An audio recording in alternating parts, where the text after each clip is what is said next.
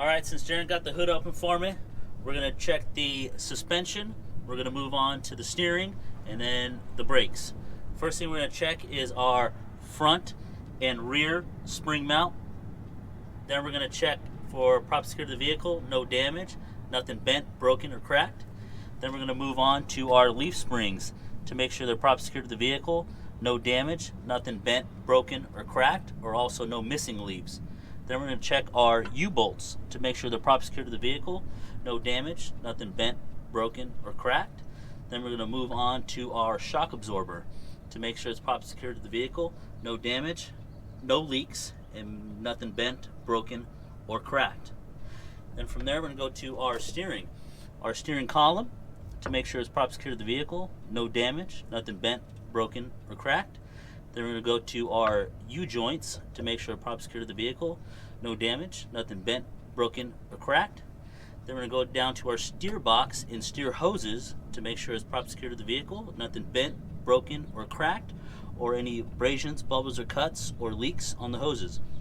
Then I'm going to check the rest of my steering components to make sure they're prop secured to the vehicle, no damage, nothing bent, broken, or cracked. We got the pitman arm, your castle nut with carter pin, your drag link, your upper steering knuckle, your lower steering knuckle, and then toward the back you got your tie rod and ends. All right, we had to bring in a relief specialist, so we're going to start from the brakes here. We've got the brake line or brake hose, checking for any abrasions, bubbles, and cuts, making sure there's nothing leaking. We got your brake chamber clamp right here. Secure the vehicle with no damage, nothing bent, broken, cracked, or any missing pieces. Got a brake chamber, secure the vehicle with no damage, no leaks. We got a push rod and slack adjuster. The way you check this is with the wheels chocked and the brakes released, you're going to look to make sure there's no more than 1 inch play. From there, you're going to go down here and you're going to do the brake linings or brake shoes, looking to make sure there's no cracks or damage and no less than 1/4 inch at its thinnest point. Last we're going to do is a brake drum, which look for cracks or glazing, which indicate overheating, or grease, which indicate a leak.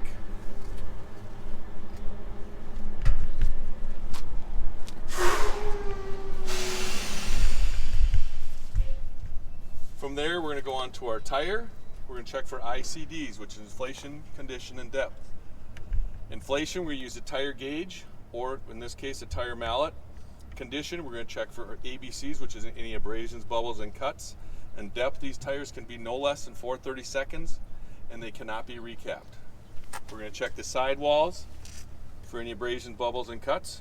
We're going to check the bead, make sure that's secured the vehicle with no damage. We're going to check the rim, make sure that's secured the vehicle with no damage, looking for cracks or aftermarket welds. We're going to check all the lug nuts, making sure that they're all present. We're looking for rust or shiny threads, which indicate a loose lug nut. We've got our hub seal, secure the vehicle with no damage, no leaks. If this had a sight glass, it'd be filled to the proper level. Last, we're going to check to make sure there's valve stem with the cap.